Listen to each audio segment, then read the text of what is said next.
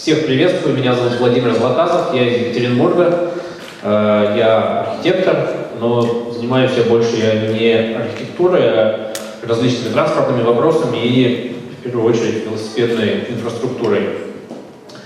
Сегодня у нас достаточно продолжительное мероприятие, по крайней мере, по меркам обычных презентаций, поэтому у меня будет, по сути, 3 презентации, так что у вас бонус, вам не надо ходить на 3 мероприятия, вы услышите презентации из 3 разных мест.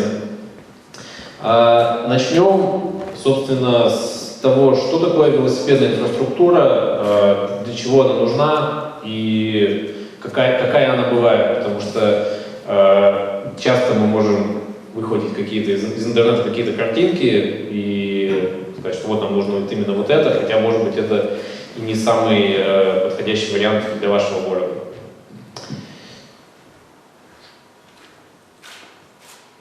Так, сейчас я разберусь с листанием презентации.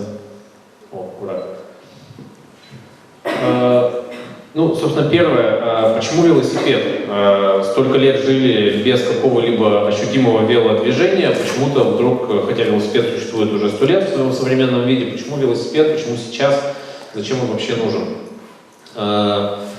Города по всему миру сталкиваются с проблемой пробок, проблемой экологическими проблемами с этим связанными. И кроме того, города ищут пути создания какой-либо активности на улицах, чтобы город был привлекательным для жизни, для пребывания. Почему человек, житель города, выбирает велосипед? Первая и основная причина, почему люди это делают, это, разумеется, возможность быстро добраться из точки А в точку Б, то есть для сугубо утилитарного передвижения. И это в любом городе, где сколь-либо развито велодвижение, можно опросить велосипедистов на улицах, и они вам скажут, что 90% скажут, что это просто наиболее быстрый способ добраться туда, куда нужно. Есть другие мотивации, желание быть физически активным, все мы много сидим за компьютером и так далее, желание помочь экологии, ну и какие-то более такие абстрактные вещи вроде климатических изменений, которые происходят во всем мире, и желание как-то на них повлиять. Все это хорошо, но почему, собственно, администрация города должна заниматься велосипедами? Зачем это им нужно? Есть даже такая шутка, что велосипедист — это самый экономически неэффективный участник движения, что он не платит транспортный налог, он не платит налоги, заложенные в акцизы на бензин, при этом он пользуется дорогами, еще что-то для себя требует. Собственно, зачем велосипедистам помогать? В принципе, возможность передвигаться по городу так, как ты считаешь нужным, это показатель качества жизни в городе. Если ты можешь дойти пешком, можешь доехать на велосипеде, можешь воспользоваться хорошим общественным транспортом, можешь выбрать личный автомобиль. Если у тебя есть такой выбор, это уже создает определенное качество жизни. Кроме того, в силу того, что люди все меньше и меньше двигаются, особенно когда живут в городах, это, соответственно, создает определенные проблемы в плане здоровья. И городам, которые в том числе занимаются и муниципальным здравоохранением, и всем остальным, им выгодно, чтобы люди вели более активный образ жизни и, соответственно, меньше болели и больше работали, были более продуктивными. Помимо этого, когда в городе развивается велосипедный транспорт, сразу появляются различные сферы услуг, направленные на велосипедистов. Это, конечно, и веломагазины, которые продают велосипеды, но также это и веломастерские, возможно, какие-то предприятия общественного питания, направленные на велосипедистов. То есть это определенная сфера малого бизнеса, которая обслуживает именно эту отрасль. Ну, ровно точно так же, как это существует и с автомобилями. То есть автомобилисты, есть целая сфера услуг, сервисы, мастерские, шиномонтажки, которые их обслуживают. Ну и про создание комфортной городской среды, да, это то, о чем я говорил, когда вы видите людей на улице не в машине, в капсуле изолированных, но когда люди в своем, так сказать, естественном качестве передвигаются по городу, такой город ощущается как более живой, более интересный, более безопасный в конечном счете. Как создать велодружелюбный город, какие основные препятствия? Если спросить у людей, я, к сожалению, не могу опросить вас всех, но я уверен, что большинство из вас, многие подняли руки, когда Сергей спросил, у кого есть велосипед, кто на нем ездит, но я думаю, что если опросить, почему вы не пользуетесь велосипедом каждый день, или почему вы не приехали на велосипеде сегодня. Кстати, поднимите руку, кто приехал сегодня на велосипеде сюда? Никто не приехал. Почему, казалось бы? Если опросить людей, то основная причина, почему люди не пользуются велосипедом, это боязнь передвижения по дорогам. Автомобили ездят быстро, это ощущается как ситуация небезопасная, когда машина ездит рядом с тобой.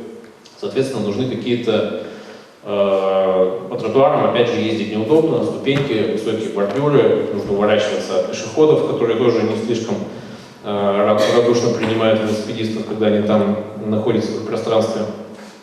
Соответственно, это основная проблема. Есть другие проблемы: холод, снег, дождь, то, что мы видим сейчас на улице.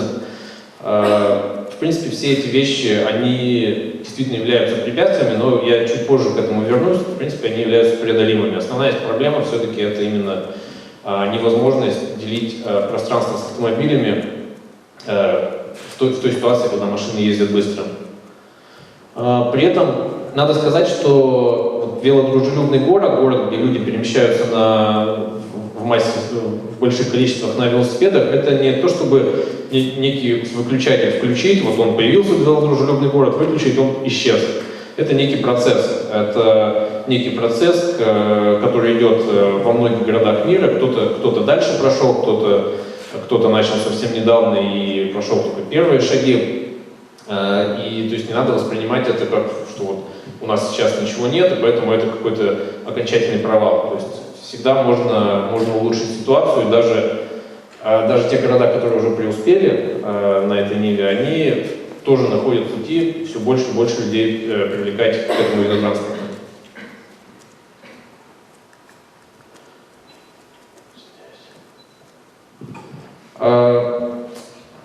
Есть такой подход, что он часто звучит со стороны автомобилистов, что типа велосипедисты, что вы хотите, вы участники движения, вам положено ездить по проезжей части, есть определенные правила, которые на вас распространяются, и, соответственно, какие ваши претензии, можете спокойно ездить, никто вас не удерживает.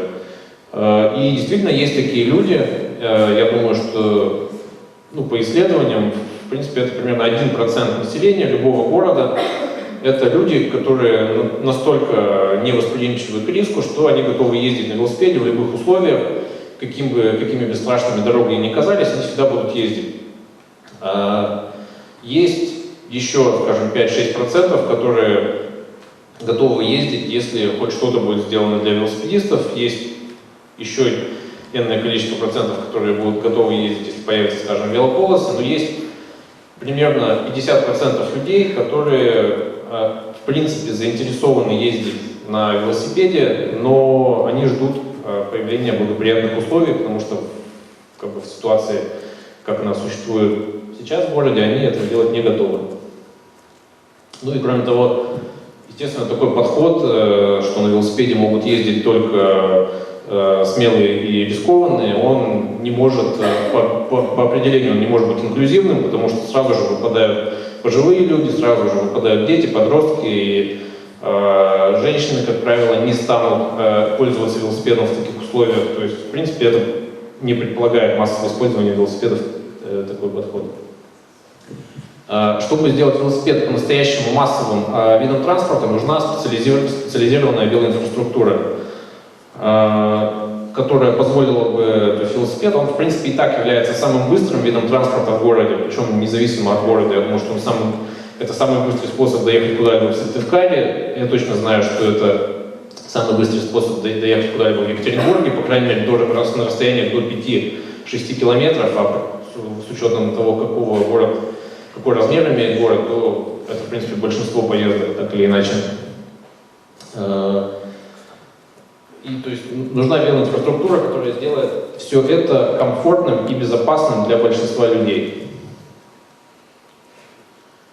Что же это за велоинфраструктура такая, из чего она состоит?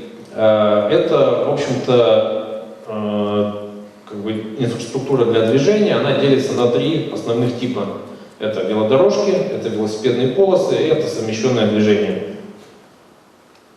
Велодорожки — самый продвинутый тип путей движения для велосипедистов, одновременно он и самый дорогой. Дороже всего строить отдельные велодорожки, это требует серьезного вмешательства в уличное благоустройство, переустройство ливневки и тому подобные вещи, но вместе с тем он и производит гораздо самые ощутимые результаты. Велодорожки бывают односторонние или двухсторонние. В любом случае это отдельная проезжая часть для велосипедистов, отделенная какими-либо физическими препятствиями от проезжей части для машин. Есть также, вот мы видели в коротком ролике в начале, да, это американский подход к велодорожкам. Дело в том, что в Америке в свое время транспортные инженеры приняли такое решение заасфальтировать улицы буквально от стены до стены, оставив только небольшие тротуары. И на многих улицах появилась избыточная проезжая часть, которая реально не нужна для пропуска трафика, она просто некая асфальтированная площадь, которая используется для движения. И один из способов более эффективно использовать эту проезжую часть — это переразметить ее для велосипедистов. Сузить автомобильные полосы, сделать какие-то буферные зоны и за счет свободного места создать велосипедные дорожки.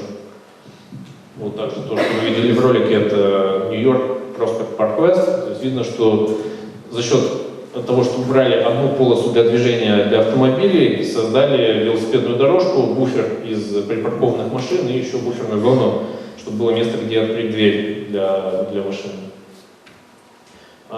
Буферные зоны, вот это физическое разделение, оно может быть любым. Это может быть бордюрный камень, это могут быть какие-либо полусферы, это могут быть даже вот такие декоративные вазоны с какими-нибудь цветами или другой растительностью. Другой вид велоинфраструктуры, простой в реализации, но не производящий такого радикального эффекта, это велосипедные полосы. Полосы нанести легко, нарисовать краской. Это относительно недорого, но при этом надо понимать, что они не создают какой-либо защиты для велосипедиста. Это просто некий способ перераспределения пространства, и велосипедисты знают, что у них есть какое-то положение на улице, что они не просто делят проезжую часть с машинами. Есть различные велополосы, например, есть велополосы с буферной зоной, то есть это чуть более безопасно, скажем так, если все соблюдают правила дорожного движения, то машины от велосипедистов движутся на более значительном расстоянии, что создает определенный уровень комфорта на этой велополосе, но опять же надо понимать, что это работает только если все действительно соблюдают ПДД. Если вдруг машина захочет выехать на эту велополосу, ей ничто не мешает. Также, скажем, если есть на улице параллельная парковка, велосипедная полоса должна отстоять на неком расстоянии от параллельной парковки, чтобы было место для открывания дверей, потому что в противном случае, если дверь откроется навстречу велосипедисту, все это кончится очень печально. Полосы бывают как попутного движения, также они бывают против движения. Скажем, если улица с односторонним движением, то велополоса может быть направлена против движения. И это очень хороший способ улучшить доступность города для велосипедистов, потому что какие-то улицы могут очень привлекательно может быть движение по ним в противоположную основному потоку сторону, но по тем или иным причинам оно невозможно. Контрполоса как раз эту проблему решает. То есть если нет места для двустороннего автомобильного движения, то для велосипедистов его можно найти. Тоже вот пример с такой контрполосой. Видно, что контрполоса, она еще начало ее отделено специальными столбиками. И, наконец, в принципе, самый простой, может быть, с инженерной точки зрения способ улучшить условия для велосипедистов — это совмещенное движение. Но надо сразу понимать, что он не самый простой с организационной и политической точки зрения, скажем так. Почему? Потому что он предполагает закрытие улиц для транзитного движения. И также серьезное ограничение скорости, то есть нужно ограничить скорость как минимум до 30 км в час, и нужно постараться как можно больше трафика транзитного с этих улиц убрать. Тогда, в принципе, велосипедисты могут спокойно делить проезжую часть с автомобилями, движение достаточно сильно успокоено, и эта мера, она часто применяется, например, в европейских городах, она часто применяется в центре города, где нет места, чтобы создавать отдельную велодорожку, отдельную автомобильную полосу, то есть там просто все движутся вместе, но поскольку машины едут спокойно, все это достаточно комфортно. Есть также совмещенное движение с пешеходами, называемые велопешеходные дорожки. Долгое время у нас в российской проектной практике их не было, но несколько лет назад такая мера, как велопешеходные дорожки, она появилась, их можно теперь делать. Не знаю, в каких городах их массово применяют, но просто проектировщики — такая достаточно консервативная каста, они не очень восприимчивы к новому, и то есть применение их еще не носит массовый характер. Но, например, в такой стране, как Финляндия, которая похожа на Россию по климату, велопешеходные дорожки — это самый массовый тип инфраструктуры, потому что это гораздо дешевле, чем строить отдельно тротуары, отдельную велодорожку, при том, что, скажем, может быть, в каких-то местах в этом даже и нет необходимости. Просто в силу того, что пешеходов не очень много, совершенно спокойно можно сделать совмещенное пространство. Мы поговорили об инфраструктуре на перегонах, то есть между перекрестками, но также важно правильно решать движение велосипедное на перекрестках, как организовать пересечение проезжей части, как совместить маневры велосипедные с маневрами автомобильными, и так, чтобы все это было безопасно. Перекресток с велосипедными дорожками, видно, что на углу перекрестка есть островок безопасности, который не дает машинам заезжать на велодорожку. И видно также, что когда велосипедист начинает движение через проезжую часть, автомобилям требуется еще какое-то время, чтобы доехать до этого места. И таким образом большинство велосипедистов проезжает через перекресток, когда автомобили только подъезжают к этому месту, чтобы начать поворот. То есть это стандартная практика, она применяется как стандарт в Нидерландах.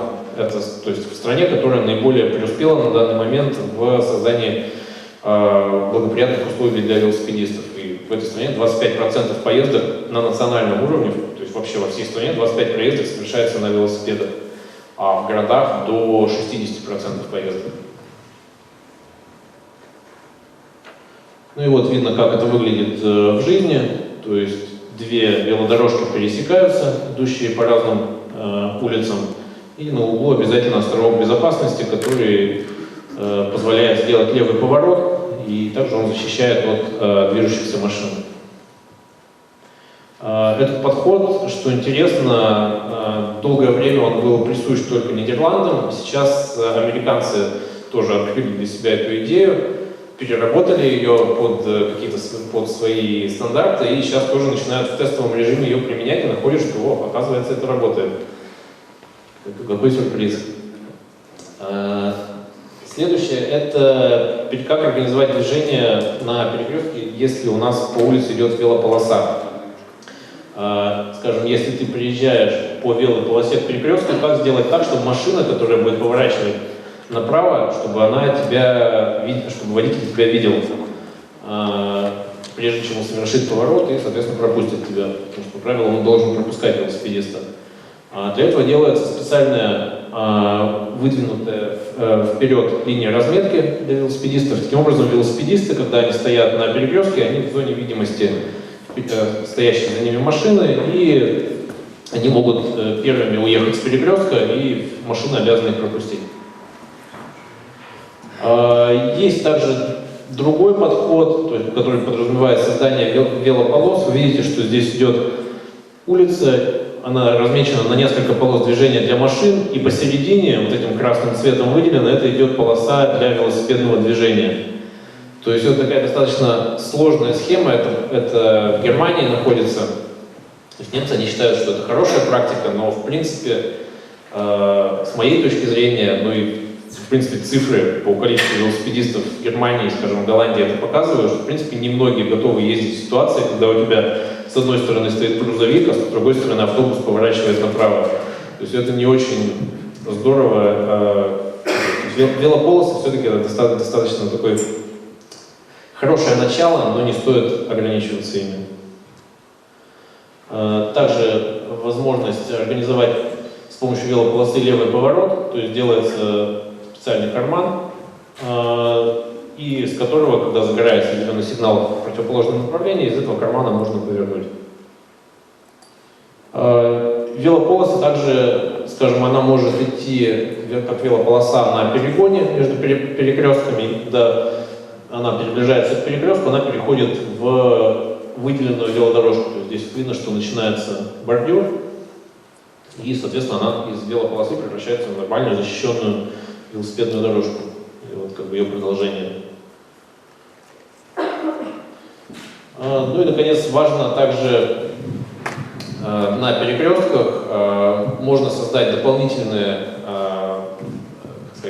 бонус для велосипедистов, скажем, развести фазы светофора так, чтобы велосипедисты проезжали на свой зеленый сигнал и не вступали в конфликт с машинами, поворачивающими направо. То есть велосипедный светофор загорается, но машинам еще не загорелся зеленый свет.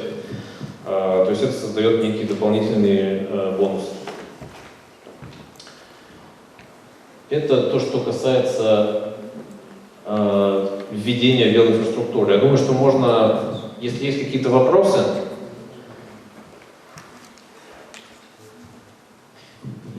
тогда, знаете, давайте как?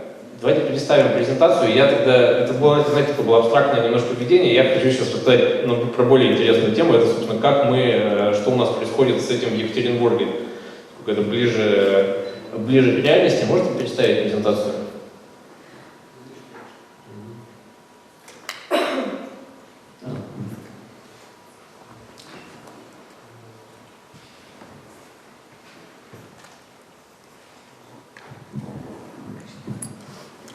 Нет, другую.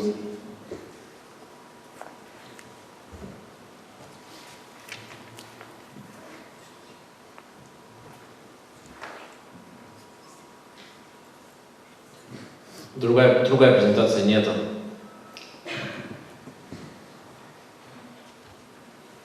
О, ура. Итак, Екатеринбург. Собственно, у нас в Екатеринбурге движение по велоинфраструктуре началось примерно 4 года назад. Я сам занимаюсь всей этой темой около 5 лет, скажем так. И когда я начинал, еще даже никаких попыток что-либо делать не было. Небольшое введение, что такое Екатеринбург. Екатеринбург — это город с населением 1 400 000 человек. У нас есть достаточно развитый общественный транспорт, есть линия метро, трамвай, троллейбус, автобусное движение. По климату мы чуть теплее, чем Сыктывкар. То есть у нас примерно на 1,5 градуса теплее зимой. По рельефу мы примерно похожи. То есть это некие долины рек и какие-то небольшие холмы. То есть, в принципе, те холмы, которые я видел у вас, они примерно похожи на то, что у нас есть. Екатеринбург считается самым компактным миллионником в России. У нас достаточно плотно сбитый центр, нету ситуации, когда какие-то районы слишком удалены друг от друга, то есть центр и основные районы все очень плотно сгруппированы. Также умеренный рельеф, и тот факт, что у нас нет каких-то таких огромных проспектов, как, скажем, в Москве, все это создает благоприятные условия для развития велосипедного транспорта, то есть нету серьезных препятствий, и город достаточно небольшой. Бывший велокоординатор Портленда как-то сказала, что есть 4 основных фактора, которые требуются, чтобы создать велодружелюбный город. Первый — это политическая воля, то есть на уровне городского руководства должно быть понимание, что велосипед городу нужен, что нужно создавать для него условия.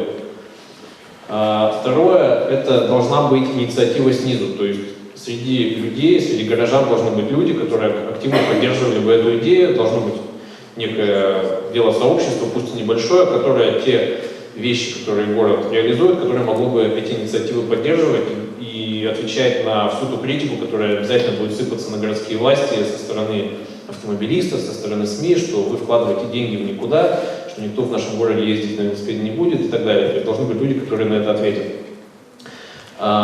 Должны быть, кроме собственно, городского руководства, должны также быть люди, которые занимаются непосредственно работой в городе. Это прежде всего чиновники и проектировщики. То есть проектировщики — это специалисты проектных фирм, которые, собственно, занимаются строительством, проектированием дорог и благоустройством в городе. Если они не понимают, что такое велосипед и какие условия для него нужно создавать в городе, это очень большая проблема.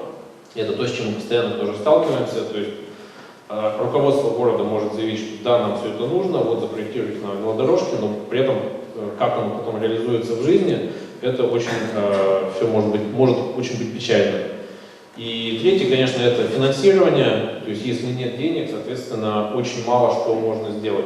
Можно обойтись, конечно, на первое время какими-то организационными мерами, но все равно в какой-то момент нужно прийти к тому, что нужно построить что-то, нужно построить велодорожку, и это, естественно, большие затраты.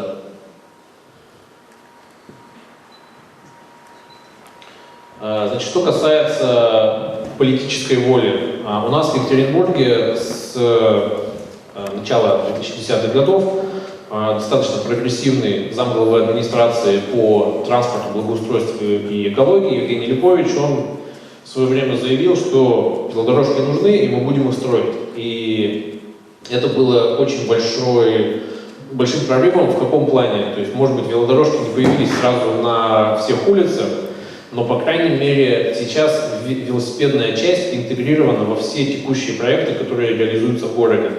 Скажем, администрация заказывает новый проект улицы. Обязательно в тех заданиях написано предусмотреть проектом велодорожки. И строится даже автомобильная развязка. Все равно написано, что предусмотреть велодорожки. И уже проектировщики или специалисты администрации более низкого уровня уже не скажут, что нет, это нам никто не говорил этого делать, соответственно, мы этого делать не будем. То есть политическая воля есть, и это очень хорошо. И в Екатеринбурге достаточно развитое велосипедное сообщество. У нас есть разные велоклубы, велофорумы, организуются различные покатушки сезонные, майская прогулка тоже собирает большое количество людей. То есть у нас есть вот этот низовой уровень, он есть. Хотя, что интересно, должен сказать, что велосообщество существующее, оно достаточно скептически относится ко всяким инфраструктурным инициативам. Потому что, отчасти потому что есть вообще в целом скептицизм по отношению ко всему, что делают власти, что обязательно все сделают плохо, пользоваться будет нельзя, и вообще вы хотите нас загнать на велодорожке, а нам этого не надо. Но второе, то, что есть, видимо, некое ощущение собственной исключительности, что мы вот такие крутые ездим на велосипеде, а нам не надо, чтобы была куча велосипедистов и были пробки из велосипедистов, только этого еще не хватало.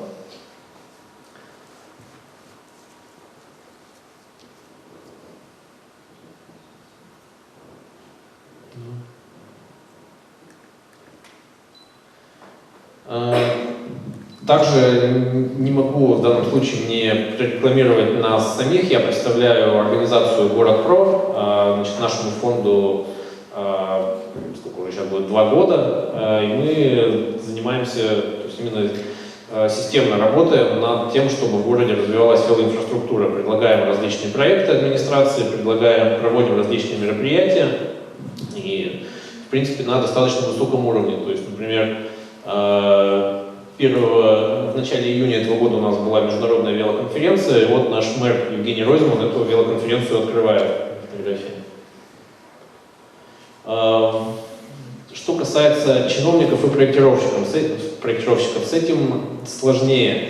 То есть люди в комитете благоустройства, в комитете по транспорту, которые понимают, что это нужно делать, но это не все люди.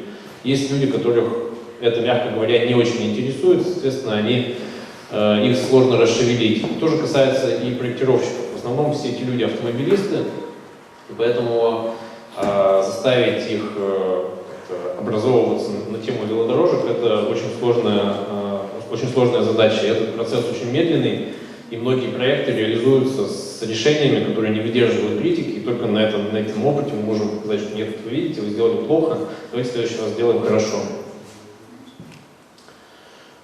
Но, тем не менее, дружественные проектировщики все-таки есть, и с кем-то удается наладить контакт и диалог, и, в принципе, хорошие проекты получаются. То есть проекты получаются на уровне, ну, не хуже голландского. Что касается финансирования, то это, в принципе, беда всех российских городов. Я думаю, что Сыктывкар тут не исключение. Может быть, за исключением Москвы и Петербурга, все российские города недофинансированы, денег везде не хватает. И, соответственно, это серьезно сдерживает какие-либо инициативы просто из-за того, что невозможно ничего построить. Теперь, собственно, что удалось сделать уже на данное время, чем можно похвастаться и что можно показать. У нас есть такой академический район, это пригород Екатеринбурга, достаточно плотно застраиваемый район, и этот район интересен тем, что на всех улицах, которые там строятся, предусматриваются велодорожки, прямо с самого начала. И это, в принципе, эти велодорожки достаточно успешны в том плане, что по ним ездят, и часто даже они слишком популярны. То есть, как набирается в хорошие дни, там столько народу ими пытается воспользоваться, что просто получается как будто какой-то велофестиваль. И, скажем, вот этот участок, это дорога, улица, ведущая в центр, это просто улица, и вдоль нее идет с двух сторон идут широкие тротуары, и часть этого тротуара размечена как велодорожкой. Только на одном этом участке улицы в летнее время работает 2 пункта велопроката, которые никто туда не приглашал, это просто инициатива бизнеса.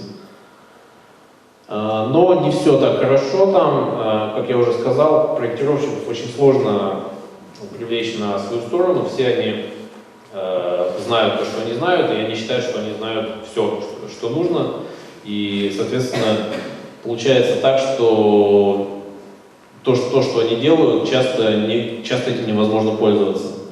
Скажем, велодорожки не продолжаются через перекресток, то есть тут видно, что этим темным цветом обозначены велодорожки, видно, что они подходят к перекрестку, но дальше велосипедист может делать все, что ему хочется. Может слезть с велосипеда, может продолжить движение, то есть как-то... Поскольку не было в тех заданиях заложено, что это нужно сделать, вроде как они оставили это на усмотрение, кто делайте сами, кто что хочет. Хотя, в принципе, не было никакой проблемы пропустить велодорожки через перекресток, таким образом создать безопасные условия для пересечения проезжей части, и велосипедисты не мешали пешеходам и наоборот. То есть, в принципе, вот это наше предложение, то, что вы видите сейчас, это наше предложение нашего фонда, и, в принципе, сейчас постепенно начинают все-таки делать так, не бросают велодорожки на подходе к перекрестку. Опять это та же самая иллюстрация, мы видели. Пересечение с проездами тоже видно, что вот где идут люди, это тротуар, а где стоит знак, это велодорожка. И видно, что на тротуаре бордюр понижен, а на велодорожке вроде как велосипедисты перепрыгнут.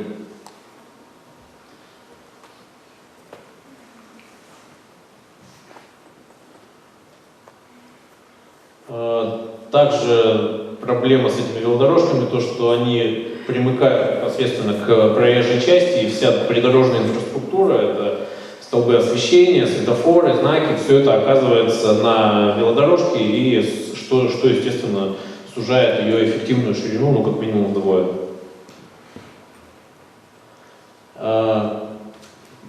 Академический веломаршрут – это первый в нашем городе специализированный проект, направленный именно на создание велодорожки. То есть я уже сказал, что у нас велосипедные дорожки интегрируются во все текущие проекты, но еще не было такого прецедента, чтобы что-то построили специально под велодвижение. Академический веломаршрут, который, к сожалению, пока немножко завис, опять же, из-за отсутствия финансирования, но, тем не менее, он практически запроектирован, просто еще пока нет денег, чтобы его построить. Но это веломаршрут, который идет из этого самого академического района в центр города, примерно 6 километров. И когда он будет построен, он станет такой связью этого велосипедизированного района с центром Екатеринбурга. Так.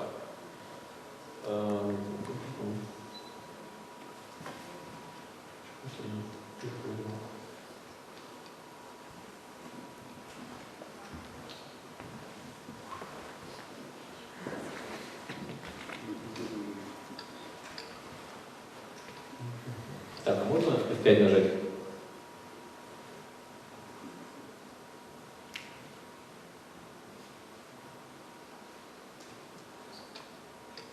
Не смену презентации. Нажмите F5, чтобы демонстрация снова началась. Что я почему-то вышел из режима.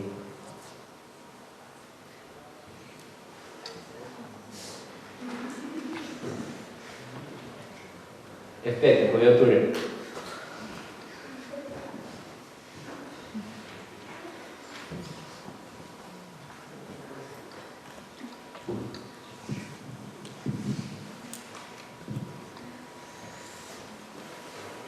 Нет, на клавиатуре нажмите, пожалуйста, F5, кнопку сверху.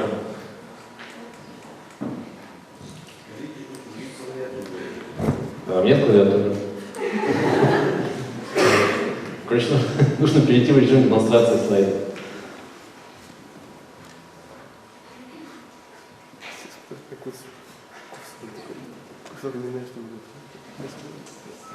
А мы можем опустить техническую часть? Мы инженеры обсуждаем.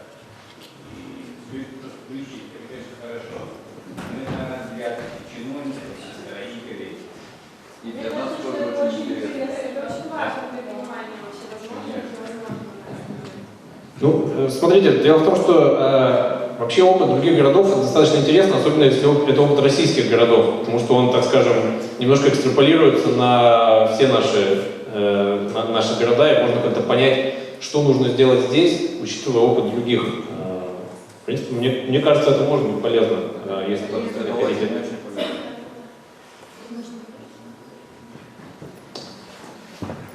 Сейчас я у нас завис.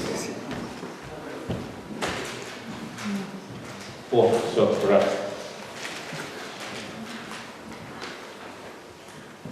Да, ну и вот, собственно, это некоторые узлы этого веломаршрута. Видно, что сделаны и пересечения с проезжей частью сделаны так, как я показывал выше в презентации, собственно, в общую презентацию по велоинфраструктуре. Пересечения для велосипедистов отдельно, пешеходные переходы отдельно.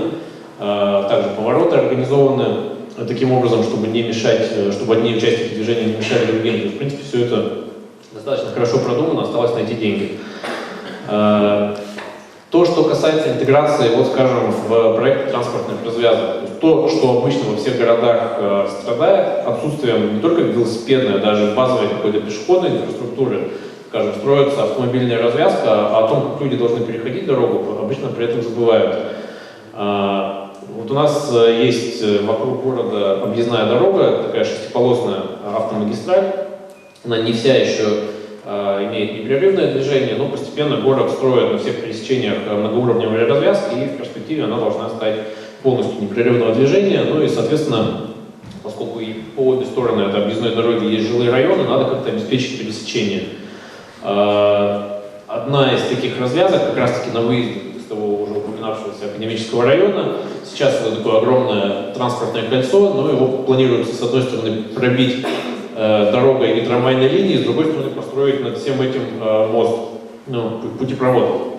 Но чтобы пешеходам и велосипедистам можно было его безопасно пересекать, поскольку там все равно будет достаточно много, если делать все это в одном уровне, было бы достаточно много пересечений проезжей части, и все это занимало бы огромное количество времени. И кроме того, что там есть грузовой трафик, это все было бы не очень безопасно. И было принято решение сделать по голландскому образцу, сделать внеуличное пересечение для пешеходов и велосипедистов, но не подземный переход, как мы их видим в Москве или в Петербурге, да, с лестницами, вот эти вот тоннели унылые, а с пологими пандусами, при этом большая часть этих въездов будет открыта, то есть там будет солнечный свет, и только непосредственно под проезжей частью будет выглядеть как тоннель. И, соответственно, чтобы эту развязку преодолеть на велосипеде, не надо будет даже делать ни одной остановки. Что, в общем-то, здорово, это решение, оно не сразу всеми было поддержано, его у нас проталкивал комитет по строительству, в котором у нас есть сторонники, скажем, комитет по благоустройству очень не хотел этого делать, потому что они говорили, ну как же, это уже огромная выемка грунта, нам потом зимой придется убирать оттуда снег, да все это затопит, потому что это получается самое низкое место во всей этой местности. Значит, мы такого не хотим. только большими усилиями и какими-то дополнительными инженерными решениями, вроде откачки насосной станции для ливневой канализации, удалось их убедить, что нет, все будем так делать. Также у нас есть предложения пока что, которые еще тоже непонятно, когда они дойдут до реализации, но тем не менее предложения достаточно проработанные. Опять я вышел. Что такое? А можно меня снова в ту презентацию и в режим просмотра? Я извиняюсь, просто тут не всегда понятно, как листать с помощью мышки. Видимо, что-то я нажимаю, что я выхожу из режима.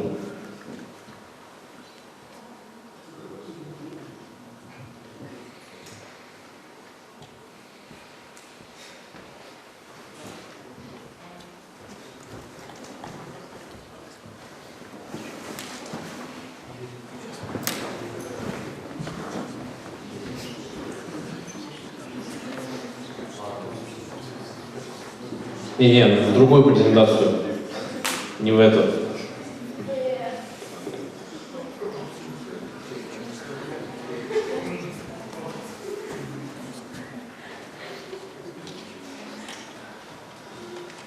О, Господи. О, ура, мы здесь. Есть предложения конкретные, достаточно проработанные по велодорожкам на центральных улицах. То есть делаются, как правило, это за счет газонов. Убирается часть газона, деревья при этом остаются и устраивается раздельное пространство для пешеходов и для велосипедистов. Так вот это все выглядит сверху. Это тоже все вот эти вот картинки красивые, это наш фонд делает, наша работа. Из реализованного есть велодорожки в таких относительно центральных районах, то есть, скажем, они могут быть одностороннего движения, другая такая же велодорожка идет по другой стороне улицы. Но не всегда, к сожалению, все это работает, то есть защита от машин — это важная вещь. Хотя не все, конечно, так делают, но вот видно, что вот здесь и вот там, то есть это случается. Защите от автомобилей надо уделять особое внимание. Ну и также видно, что тоже упущение со стороны проектировщиков, видно, что велодорожка проходит в непосредственной близости от парковочного кармана, и если кто-то из автомобилистов здесь откроет дверь, то проехать уже будет нельзя. Есть также хорошие примеры, что здесь защита сделана нормально, но правда видно, что знак велодорожка все еще стоит прямо на проезжей части этой велодорожки, что, конечно, нехорошо. И также автомобилисты не всегда уважают это пространство, надо его защищать. И забавные примеры покажу, тоже видно, значит, это тоже на одной из центральных улиц видно, что на велодорожке стоят и столбы, и знаки. Кроме того, часто по нормам нужно ставить пешеходное ограждение вокруг перекрестков. Видно, что оно съедает практически треть этой велодорожки, а когда зима, когда ее чистят, то где-то вот буквально, может быть, четверть ширины остается. То есть это тоже просто упущение в проекте. Если ты подъезжаешь по этой велодорожке к перекрестку, правая картинка, видно, что у тебя нет никакого пространства, чтобы пересечь перекресток отдельно от пешеходов.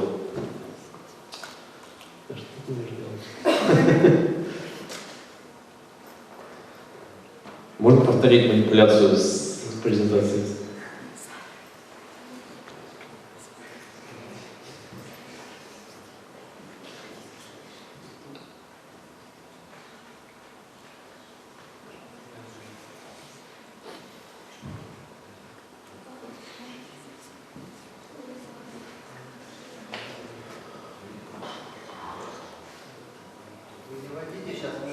Не вожу все.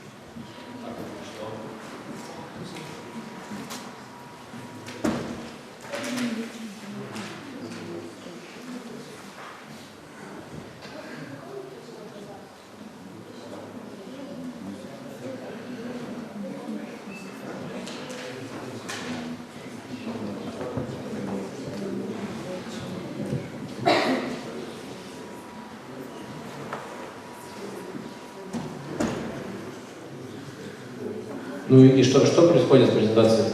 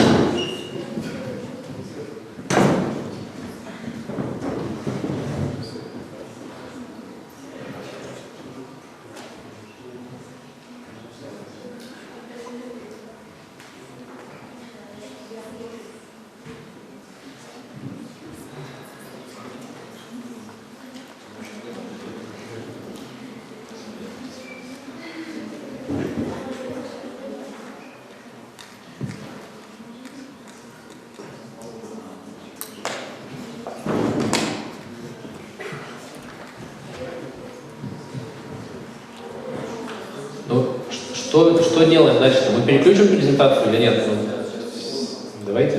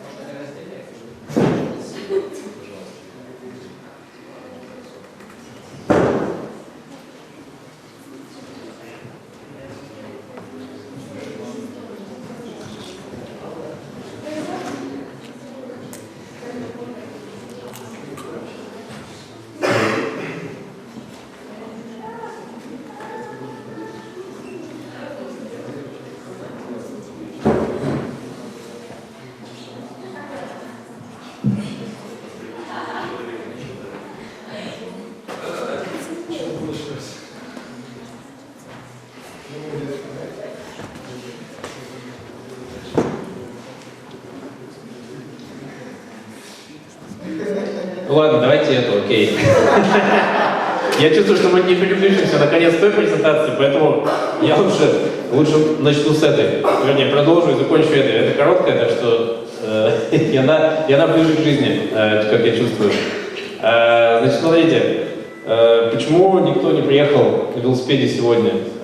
Если часто, когда людям говорят, что на велосипеде можно ездить в любую погоду, и зимой, и летом, и в снег, и в дождь, и в принципе во многих странах мира, и в той же Финляндии, например, которая на нас похожа, там люди это делают. Но если мы посмотрим на то, на каких велосипедах люди ездят обычно, ну как бы вот на экране типичный такой образец, сразу видно летнего велосипедиста. Почему летнего? Потому что человек едет на спортивном велосипеде, без брызговиков, без каких-либо устройств, на которых он может вести какой-то груз, сумку свою, да, или что-то еще, и сразу понятно, что если он попробует это сделать, например, проехать на велосипеде в дождь, он приедет с мокрой спиной и скажет: нет, велосипед, ребята, это летний вид транспорта, и только для хорошей погоды. И, естественно, это создаст у него негативное впечатление об этом виде транспорта. И когда люди сталкиваются с такого рода картинками, они начинают говорить, что нет, это все не для нас, это все не про Россию. Хотя на самом деле ничто не мешает нам в России тоже пользоваться велосипедом круглый год, но для этого велосипед в принципе должен быть определенным образом подготовлен, это должен быть именно универсальный велосипед, а не какой-то спортивный снаряд. Я в данном случае похвастаюсь своим велосипедом и расскажу, как я его сделал всепогодным. Хотя изначально он тоже был таким более-менее универсальным, городским, но я над ним поработал, и теперь я действительно езжу на нем в любую погоду и круглый год. Даже вот в такую погоду, как сейчас, то есть когда между что-то около нуля, идет снег, посыпают дороги реагентами, и вот эта вся грязь, естественно, ездить очень сильно мешает. Первое, что должно обязательно быть у любого городского велосипеда, это крылья. Причем не просто крылья, а крылья должны быть максимально длинными, это не просто какие-то маленькие наростики на вилках. Это должны быть полноразмерные крылья, которые полностью закрывают ноги и весь педальный узел от брызг, которые летят из переднего колеса. Ну ничего страшного, мне уже не надо переключаться, я переключу вот так. Второе, это... Да, то я уже не буду переключаться в режим просмотра, то опять что-нибудь случится. А второе, что обязательно нужно любому велосипедисту в городе, это фары. Причем фары даже не то, чтобы что-то освещать, как часто улицы освещены, но чтобы показать себя. Сколько я встречаю велосипедистов на улицах Екатеринбурга, которые несутся без фар, и это просто очень страшно на них смотреть, причем фары нужны как передние, так и задние. Причем желательно, чтобы батарейки не менять, фары они могут быть работать от динамо. У меня, скажем, есть динамо-втулка, очень удобно, можно даже фары никогда не выключать, они горят и днем, и ночью. Значит, что касается передвижения зимой, мой коллега из Финляндии, который к нам приезжал на велоконференцию, он утверждает, что они в Финляндии ездят и большинство людей ездит без шипов зимой. Но, в принципе, я как бы сторонник безопасности, и я считаю, что все-таки шипованная резина зимой это очень хорошая вещь. Она действительно серьезно улучшает сцепление на льду, и, в принципе, на зиму это можно делать.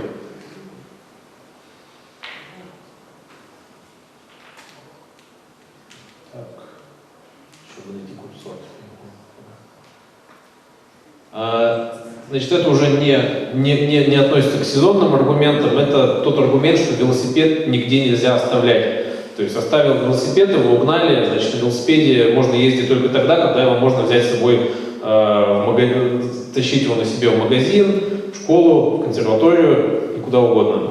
Это неправильно, велосипед нужно парковать, в любом случае невозможно везде его таскать с собой, но нужен хороший замок. То, что в основном продается у нас, это так называемые замки-тросики, это у нас еще называют подарочный тросик, подарок для велосипедных воров. Нужно использовать хорошие замки, в данном случае вот показан U-Lock. Он, конечно, стоит прилично, хотя сейчас появляются все более доступные модели, но все-таки велосипед потерять гораздо досаднее, чем потратить на него энную сумму денег. Теперь, что касается перевозки грузов, опять же возникает такой аргумент, ну да, вот поеду я на работу, буду ехать в рюкзаке, спина вспотеет, и вот я такой весь приеду, кому я такой нужен. В принципе, велосипед очень хорошее транспортное средство для перевозки грузов. Есть такая замечательная вещь, как сумка велоштаны, она вешается на багажник. Ну, кстати, нужен багажник при этом, то есть не у всех велосипедов он есть. Тем не менее, в этой сумке можно перевозить все, что угодно. В данном случае показано, что она загружена 4 5-литровыми канистрами с водой. То есть это я просто пробовал, сколько можно максимально груза в нее положить. Но также в нее легко входит рюкзак, портфель, пакет с продуктами. То есть с тех пор, как я стал пользоваться такой сумкой, мне проблема с перевозкой грузов, она в принципе отпала. То есть это такие меры, которые позволяют сделать велосипед действительно утилитарным видом транспорта, а не просто какой-то спортивной игрушкой, которой ты пользуешься время от времени. Вот на этом я думаю, что я закончу свою презентацию, и если у вас есть вопросы, то давайте обсуждаем. Я сразу же спрошу, а вот когда останавливаешься возле магазина, ты вот эту сумку велоштаны потом куда? С собой? А ты можешь снять, да, микрофон? Нет, сумку на самом деле я ее оставляю на велосипеде. У меня вначале, когда я только повесил, у меня были опасения, что ее упрут. Но уже года полтора, если езжу, никому она, похоже, не нужна. То есть она там, как сказать, она завязывается такими ремнями. В принципе, снять при желании ее можно, но надо повозиться там минут 5. Понял. И еще вот один вопрос. Я сегодня утром смотрел ваш вот проект Город Про и увидел там про краудфандинговую компанию, которую вы запустили. Это вообще что, можешь рассказать, как это вообще у вас произошло и как это работает? Да, то есть мы в начале этого года мы запустили кампанию по сбору средств на создание так называемого веломастер-плана города. То есть это перспективный план развития велоинфраструктуры. Такого документа на данный момент в городе не существует, и поэтому возникает часто вопросы, вот скажем, мы проектируем улицу, а надо велодорожку предусмотреть с одной стороны или с двух, и если с одной, то с какой из них, и какой ширины она должна быть, и вообще нужна ли на какой-то улице велодорожка, или можно обойтись чем-то другим.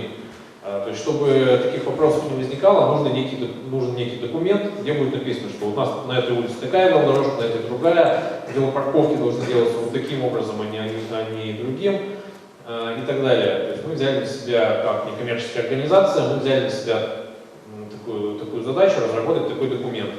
Соответственно, поскольку разработка занимает время, то есть мы, естественно, подумали, что неплохо бы, если бы это время оплачивать, потому что иначе нам надо всем заниматься какой-то другой работой, и, естественно, разработка не пойдет. То есть мы, к сожалению, не собрали полную сумму, поэтому документ у нас выйдет к концу года, но он будет в немножко таком урезанном виде. То есть то, что удалось разработать, это перспективный план велодорожек, это мы разработали буклет по правильным велопарковкам, и он у нас пройдет согласование в комитете благоустройства, чтобы все велопарковки, которые делаются, они были хороших конструкций, которые позволяли вот теми же хорошими замками велосипед пристегивать, а не только за колесо, например. То есть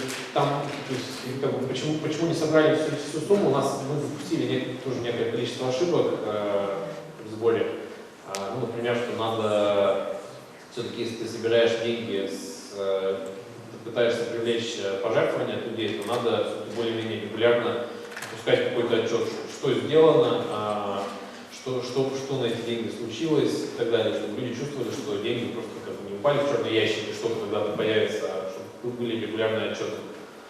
То есть вот такой процесс у нас идет. Думаю, что наши обязательства, которые мы взяли на себя в том объеме, в котором средства позволили, мы их выполним, и на будущее, конечно, будем учитывать, как это делать правильно. Спасибо. Еще кто-нибудь есть? Вопрос? Вижу. У меня два вопроса. Первый такой немножко, может быть, детский. Вот я общалась с людьми в Екатеринбурге, и некоторые люди говорят: зачем мне велосипед, у меня есть роликовые коньки, я езжу на роликах, или у меня есть самокат, или там еще что-то. То есть чем велосипед лучше, выигрышнее, чем вот такие другие виды. И второй вопрос: какие мероприятия, может быть, кроме такой работы с чиновниками, кроме работы с властями, какие мероприятия можно проводить, чтобы популяризировать это, чтобы люди поняли, что это классно? И третий вопрос: где купить все эти классные замки, сумки?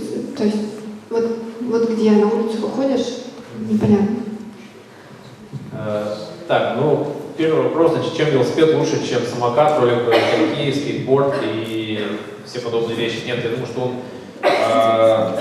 каждому свое, в принципе, и те же велодорожки, если они есть, их можно использовать и для всех тех других видов транспорта, хотя, конечно, велосипед, его преимущество в том, что он быстрее, в том, что на него можно перевести больше, кроме самого себя, можно еще перевести энное количество вещей, не навешивать их на себя. То есть велосипед он более эффективно использует энергию человека с точки зрения перемещения его в пространстве. Все остальное там надо толкаться, и то есть это менее эффективно. Касательно работы, то есть, мы выбрали для себя такой формат, что мы понимаем, какой должна быть инфраструктура, и мы специализируемся именно на взаимодействии с чиновниками, на том, чтобы эта инфраструктура в городе появлялась. Но также возможны другие мероприятия, то есть те же массовые велопрогулки, которые проводятся в городе, это тоже очень хороший способ популяризации. Человек, может быть, у него есть велосипед, но он никогда его не использует, может быть, он приезжает только в парк по выходным. А если вдруг в городе проходит некая массовая покатушка, то есть он может проехать по улице и понять, что от моей работы до дома, оказывается, не так долго ехать на велосипеде, может быть, я попробую и в обычный день также проехать. Различные могут быть фестивали, связанные с перекрытием улиц. То есть это даже не столько для велосипеда, это просто возможность почувствовать город, как он есть без автомобилей. То есть закрыть, скажем, какую-то часть главной улицы и просто устроить там фестиваль. То есть такая тоже мера популяризации движения пешком и на велосипеде. И третий вопрос по тому, где все это покупать. С этим вообще большие проблемы с точки зрения покупки всего это в веломагазинах. То есть, как правило, у них очень маленький выбор тех же велозамков, крыльев, то есть есть какие-то базы и замков, в том числе есть какой-то базовый набор, но, как правило, он очень невыразительный, и там хороших вещей часто нет. Но, в принципе, интернет позволяет все заказывать в интернет-магазинах. В принципе, все, что у меня есть, и замок, и крылья, и тому подобные вещи, да и сам велосипед, собственно, все это было куплено в интернет-магазине. Так что это серьезно облегчает выбор комплектующих. Кто еще? Ой. Кто еще?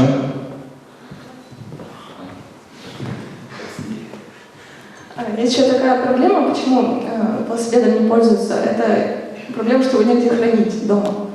И решается ли эта проблема как-то? Может быть, какие-то места хранения можно устраивать возле домов? Да, это есть такая проблема на самом деле, особенно у кого небольшая квартира или нет какой-то площадки на этаже.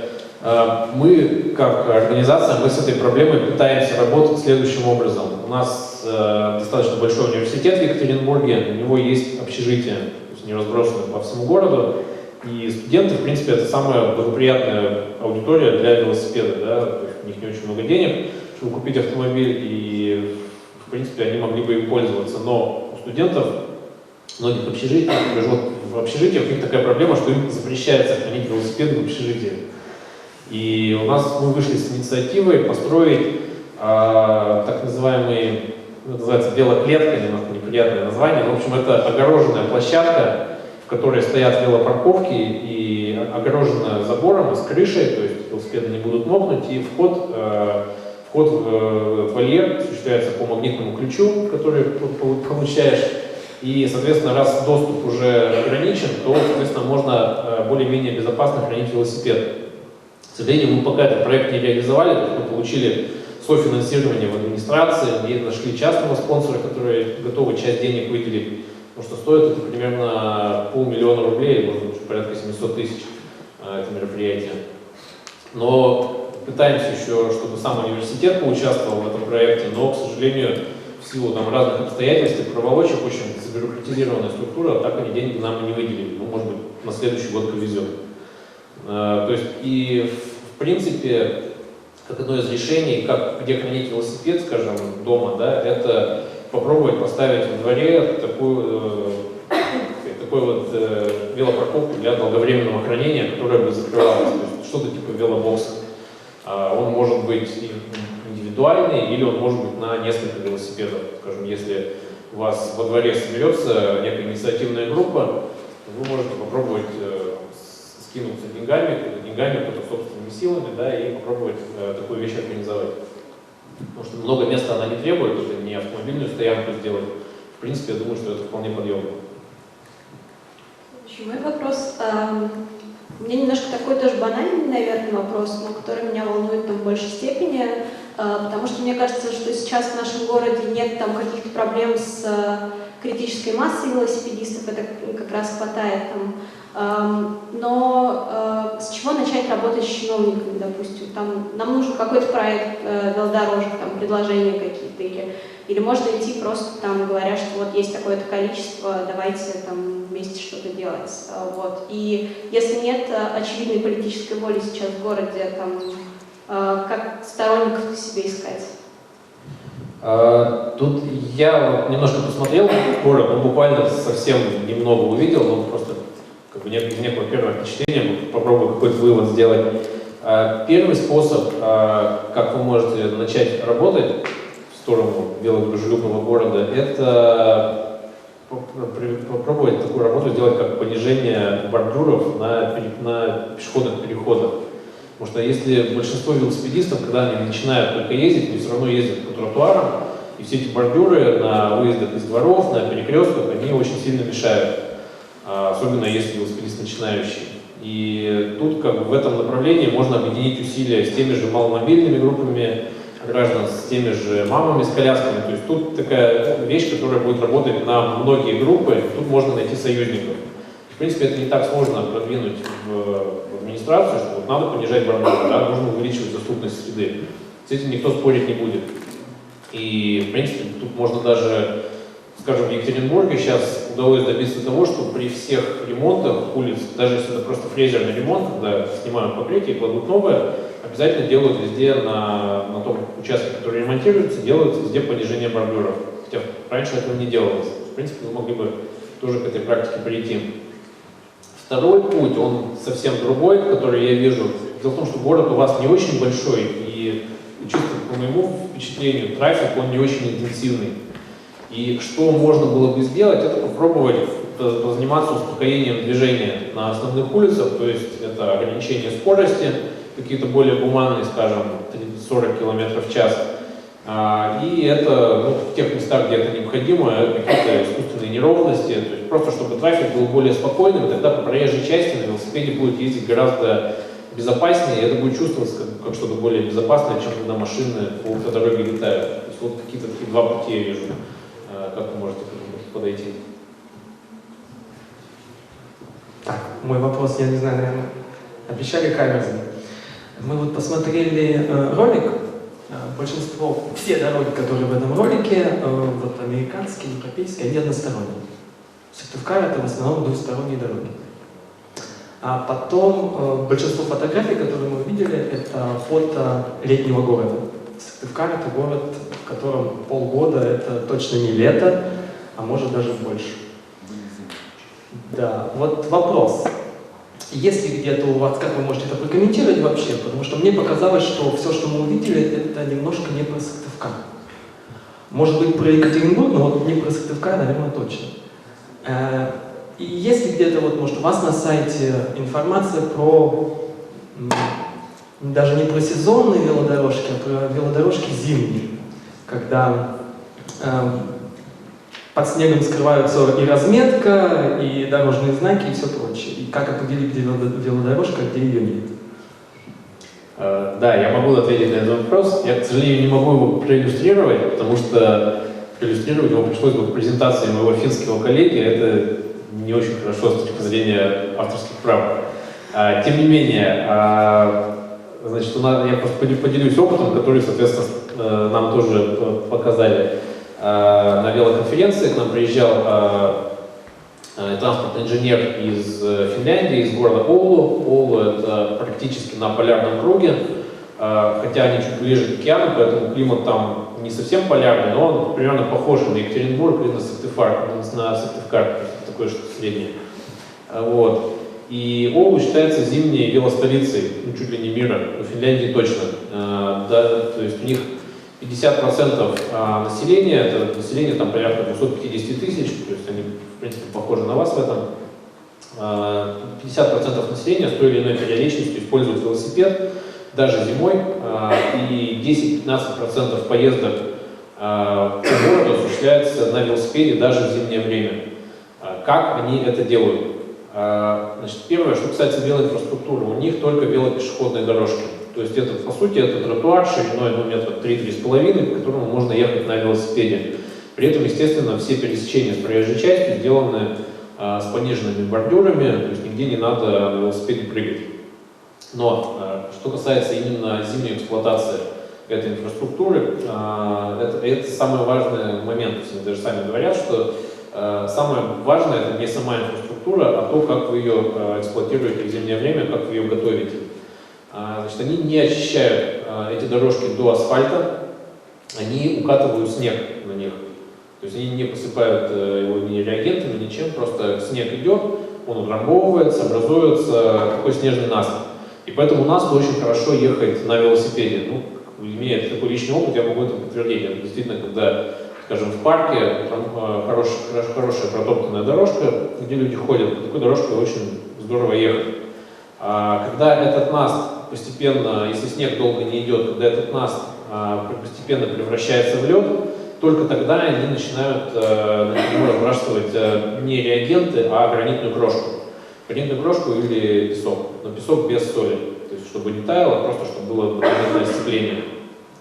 И дополнительно они пропускают по нему технику, как сказать, уборочную технику, но у этой техники на ножах не ровные шнек, а с такими зубчиками. То есть образуется такая рифленая поверхность, которая обеспечивает хорошее зимнее сцепление. Ну и отчасти поэтому они, как он нам говорил, что они ездят без шипов, потому что сцепление даже без шипов на такой дорожке очень хорошее. В принципе, это абсолютно реально, и он также приводил пример насчет температуры, то есть статистику температурную. У них стоят на многих основных веломаршрутах, идущих в город, стоят автоматические счетчики, и они знают статистику, сколько велосипедистов в какой день въезжает в город по этим направлениям. И они могут это совместить, соответственно, с другими данными, с данными по погоде, и посмотреть, скажем, в зависимости от того, какая была температура в тот или иной день, сколько велосипедистов поехало, а сколько, например, не поехало. То есть снизился ли велотрафик. И показывал нам график, получается, что примерно до минус 30 градусов количество велосипедистов оно не зависит от температуры. И более того, даже самая неблагоприятная температура, это как раз вот, когда она поднимается где-то до нуля, когда снег начинает таять. И вот тут действительно на велосипеде ехать трудно. А вот все, что от минус 5 до минус 25, это абсолютно нормальная погода для того, чтобы ездить на велосипеде. То есть, в принципе, тут все дело в желании и в каком-то творческом подходе, чтобы сделать это возможным. Всегда можно назвать причины, почему что-то нельзя сделать. Но есть люди, которые просто ищут возможности, а не отговорки. Еще кто-нибудь есть вопрос? Еще. Вижу.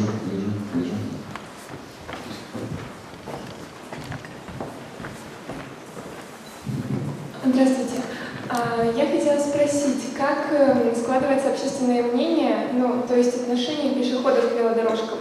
Почему спрашиваю? Потому что на фотографиях, которых я видела на велодорожках в Академгородке, меня немножко поразило, может быть, я как-то неправильно это все поняла, но я видела и женщин с колясками, и на пешеходной части, и на велодорожке, и пешеходов, которые, по сути, занимают велодорожки.